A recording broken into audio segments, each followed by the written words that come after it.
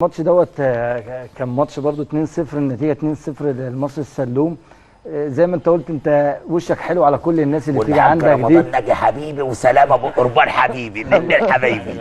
وشك حلو دايما يا كابتن، اللي بيجي عندك هنا في البرنامج من ساعه ما عمرو فهيم جه عند حضرتك في البرنامج. عبد الناصر وش حلو على الناس كلها والله. الحمد لله ربنا طبعا. وبعدين انا قلت كذا مره يا كابتن، المصري السلوم فيها لعيبه صغيره سنها صغير وتجربه جميله جدا. انا شايف ان هي ما هي تجربه انبي مواليد 2001. برافو عليك. ايوه مش تجربه، ده رسمي. يعني طيب بس تجربه يعني جديده. ايوه زي سيراميكا وطم صديق تجربتين في الممتاز. سيراميكا مع ديروت. ايوه والمصري للسلوم مع المنيا. بداها الاول سيراميكا واخده ده بس واخده راعي رسمي ديروت تصرف، لكن المصري للسلوم لعيبه بس من انبي دون صرف. دون صرف. ما يصرفوش عليهم. لان في قوام برضو موجود من غير لعيبه انبي. بس أيوة. يعني هو الحاج رمضان ناجي القايمه الاولى. بص انا انفردت كابتن، هو انا عايز اسال حضرتك سؤال. هو بسبب ودوا لعيبه عشان عندهم وقف؟ لا 2001 كان متسرح، فالانديه الذكيه خدت اللعيبه ببلاش، ودت وحفظانه. ايوه برافو عليك، ويساوي ملايين. حاجه محترمه. معلش يا استاذ عبد الناصر استاذنك، وده كلام انا يعني مسؤول عنه. اتفضل. قعدت مع رئيس النادي الموسم اللي فات في انبي، وعرضت عليه الفكره. اشرف الشريعي في مكتبه. مش الرئيس الحالي، اللي قبله. وكان موجود معانا الكابتن ابراهيم اللي موجود حاليا مع الفريق، ابراهيم محمد. وعرضت الفكره بالورقه والقلم في وجود الكابتن خالد متولي.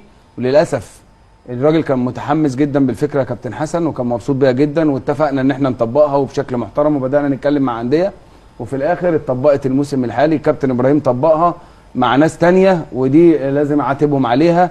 وده انا يعني زي ما الكابتن سعيد قال، انا اللي مسؤول عن الكلام اللي انا قلته، لانها فكرتي، وقعدت مع اداره انبي فعلا وعرضتها.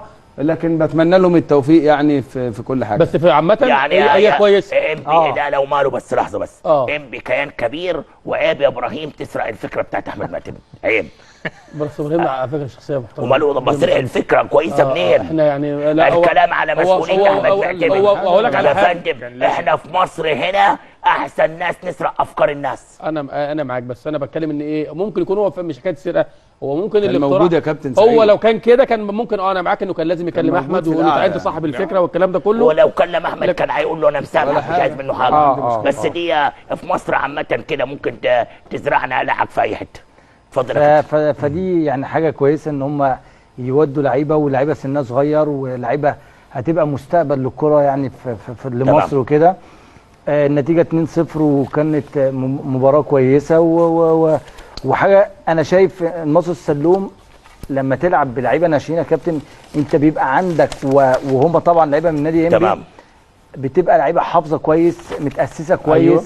بتقف كويس في الملعب، عندها حافز كمان، عندها حافز بالظبط يا كابتن سعيد. ان هو عايز يعمل حاجه كويسه عشان لعيبه شباب لسه صغيرين في السن، مكتسب خبرات كويسه مع 2001 انبي يلعب في الاول دوري ممتاز. برضه قول لنا مين اللي جاب الهدفين يا كابتن. احنا معانا الاهداف ولا تقرير يا جماعه؟ اتفضل يا كابتن. اللي جاب الاهداف ناخدها تاني لو سمحتوا،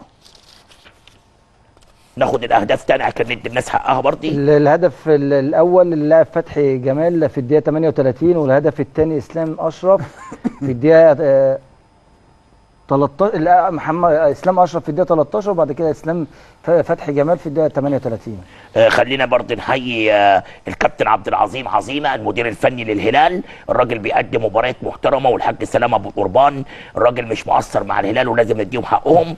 وكمان طارق عبد الله ومعاه عمرو فهيم، فعلا زي ما قال لي صديقي العزيز الحاج رمضان ناجي، والله العظيم الراجل في عز الهزائم المتتاليه كلمني قال لي في اخر مباريات الدور الاول والدور الثاني هنكون شكل ثاني، وهنجيب مجموعه من الخبرات مع الشباب هيفرقوا معانا. وده اللي حصل فعلا. والراجل عارف. كابتن حسام صديق يعني قدامنا برضه بشكر رمضان ناجي على التعاون، وسلام ابو قربان، الناس بيوفروا لنا كل اللي احنا عايزينه. بشكر كل، بص يا جماعه، ناس مطروح دول الواحد يشيلهم على دماغه، من اول سعد ابو صندوق وانت رايح. قوي ناس طيبه متعاونين وجمال. يعني تروح لسعد ابو صندوق، عدلي رسلان ونور رسلان، سلام ابو قربان، رمضان ناجي، عبد المولى مهنا، عبد الغني في الهلال، اكرامي في الهلال، حسن سبيته، وديما خضراء يا ابو علي. ديمه خضراء، كنا في العمره سوا كل شويه نلم بعضينا بديمه خضراء. بالك يا كابتن حسن، النصر السلوم فعلا اشتغلوا على نفسهم وعملوا مباريات وديه في الفتره الاخيره دي مع الكابتن عمرو فهيم والكابتن طارق عبد الله.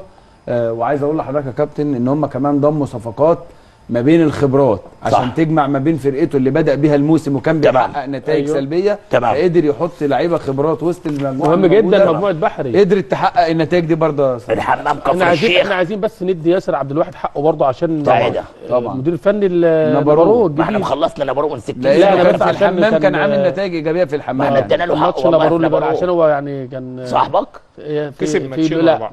لا صاحبك لا والله بس عشان هو احنا ادينا له حقه. فانا مني انا عايز تديله كماله يعني زي الكشري ماشي. نديله كماله. لا وياسر كمان كان لعيب جامد وكان عامل شغل كويس. كابتن ياسر حبيبي، انا بنكون سعيد بس يا كابتن ياسر حبيبي.